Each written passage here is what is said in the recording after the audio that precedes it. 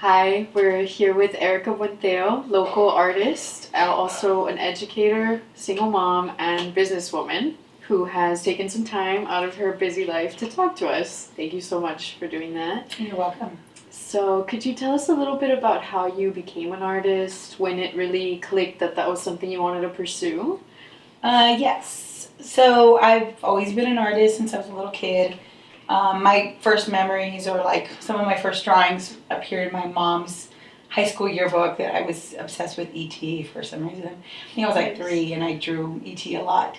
Um, and I mean, I've always been an artist. In 5th grade, I was making drawings of Ninja Turtles to sell to my classmates. That's awesome. So I was already starting my little business.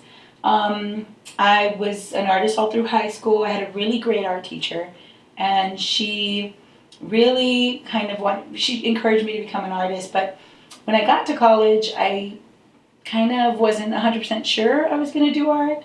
So I originally started as a computer science major. Oh, wow. And then bounced around and ended up back in art because I just kind of missed it. So it was at that point that I really started painting and learning about the media and learning about the art world. And that's when I thought I wanted to be an artist. So, I'd like to ask you about this big upcoming show you have at Gallery 201. It's going to be a solo exhibition, right? Mm-hmm. Yes. You decided to title it Ritual, Yes. from what I've seen online.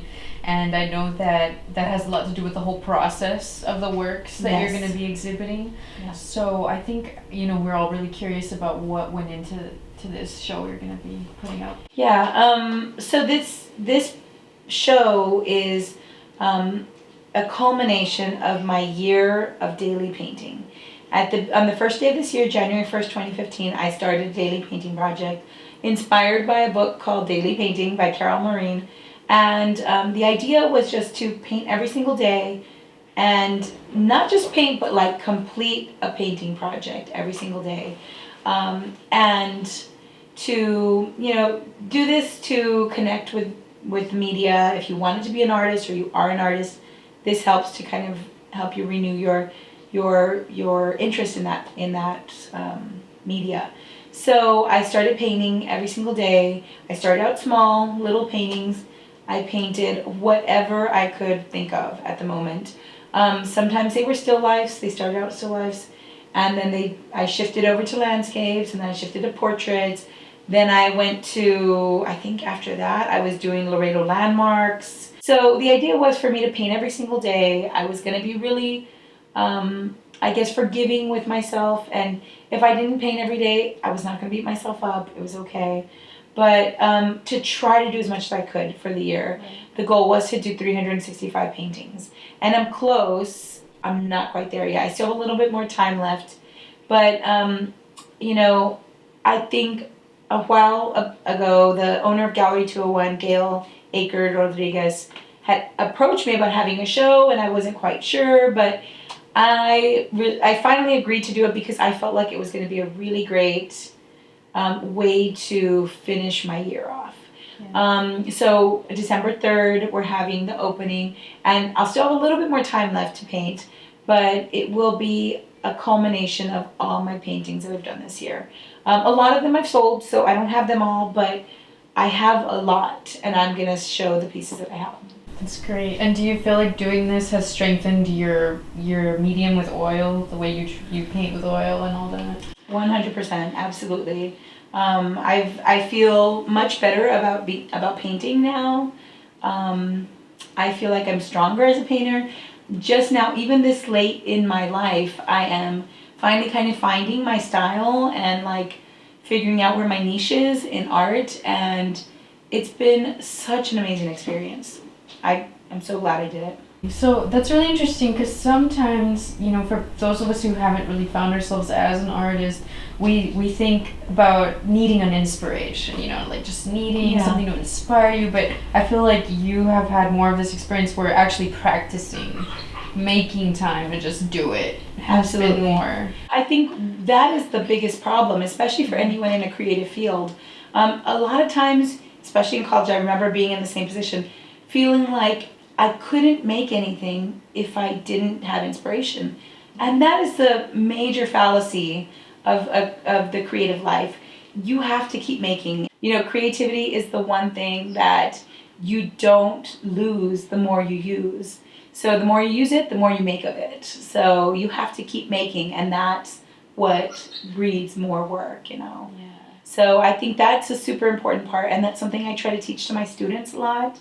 That it's easy to kind of get, I guess, discouraged by problems in your like technique or your method, but if you stop making, it's so hard to get back into that. So you got to keep going. You got to make. And eventually the flow will just be a part of Usually it comes really fast. And even sometimes I went through a little chunk in the middle of the year, around like July, August, where I went on vacation. So I stopped making for about 2 or 3 weeks. And then when I got back, I just couldn't get back into it. And this was coming from someone who already had completed over 100 paintings, and it was June, so it was very weird for me, but I feel like once you get back into it, it's okay, but you have to keep going even when you're feeling like everything you're doing is a failure. Yeah. Which happens often. And when you feel that way, do you feel like there's resources in the community that help you regain your place as an artist? Like, Absolutely. feel some sort of an artistic community in town that helps you with that? Now, yes. I could not say the same thing, 10 years ago, but right now I'm so lucky because I found like some local artists who are my good friends now, and we meet every other Friday or practically every Friday to make art together, like draw. We do Sketchy Friday every other Friday. We do Sketch Bomb once a month. And those kind of communities help to, kind of maintain your relationship with art. It's really easy to feel lost in a small town or a small city like Laredo, especially when you feel like you might be the only one doing something. But when you connect with other artists, it's easy to find inspiration. I think that's super important for every artist in Laredo. And whenever I meet another artist who's like new to town, I'm like, you need to come and meet other artists. Like, please join us because it's really good for us. Yeah. Okay, that's awesome. Can you tell us a little bit about what Sketchy Fridays is like, just in case anyone wants to join in? Yeah. Sketchy Friday is held every other Friday of the month.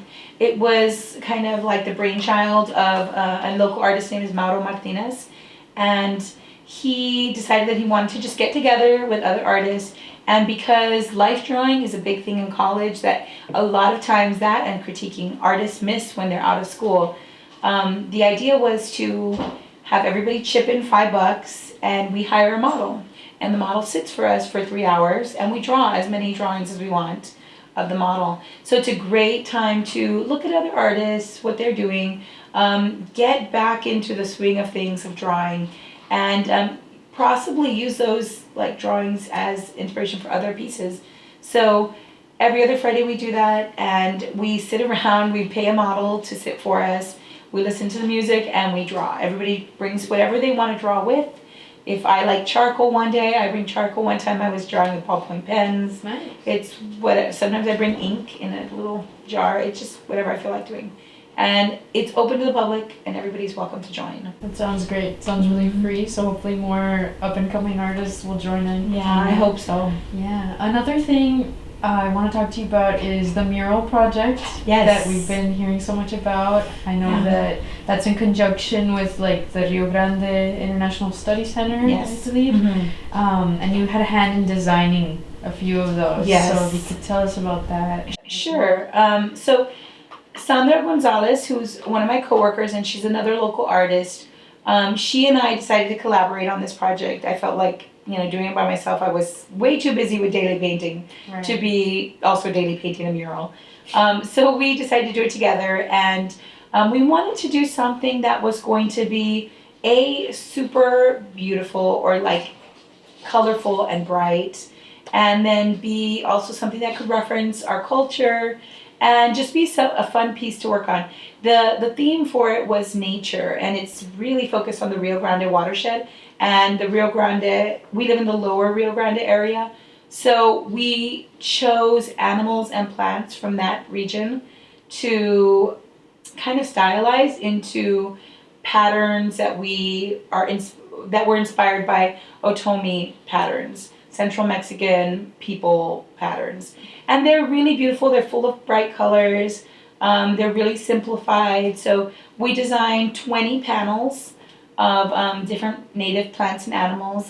Sandra designed 10, and I designed 10, and we drew them out. And we've had so many people in the community help us paint. So it's been awesome. It's been a really good response, and that's great. That's really good. Do you feel like Laredo is, well, we talked about this a little bit already, but just that response, like what do you think this means for Laredo, that more people are appreciating art? Absolutely. I think that it's, kind of a sign of the shifting tide. I felt like this for a while. I feel like Laredo is, finally kind of opening up. It's blossoming a little, especially in terms of art. And the fact that we were asked to do public murals was a major turning point. And I think it's something that Laredo has been kind of wanting, and it's something that should have happened a long time ago. Regardless, it's happening now, and I think it's an indication of our, shifting culture and how we're all kind of like coming together and having a deeper appreciation for the arts and what that brings to a community more than anything else. What it brings to a community, because it does matter a lot. Like, communities that don't have public art are communities that don't value that, and studies have shown how important the arts are to education, to tourism, to the quality of life in the community that they serve. So I think it's a major shifting point, and I think it's something that we don't quite realize. It's not so easily seen, but it's pretty major for our city. If you just had like a message for people who maybe are trying to find themselves artistically or don't have that much confidence in what they're doing, what, some words you might like to close with? I would absolutely say keep making stuff. I mean, that's the main thing you have to remember. It's really easy to get bogged down with comparing yourself to others, or thinking that your work is not valid, or thinking that what you're making is not good enough. But I mean, honestly, there's so much diversity in the art world, and there's many different ways to approach the same subject. And I think that working more and more is going to help you find your niche. And I'm the biggest advocate for keep making and own your own style. Like, accept it and push it, and just try to be better than you were the day before. Like, not necessarily better than anyone else. Just do the best you can to be better than what you were the day before, because honestly, that's all you can do. Thanks so much for sticking around and watching this interview with Erika Buentello, local artist in Laredo, Texas. Some of us know her as Miss B. Yes. And we hope you enjoyed. Thank you. Bye.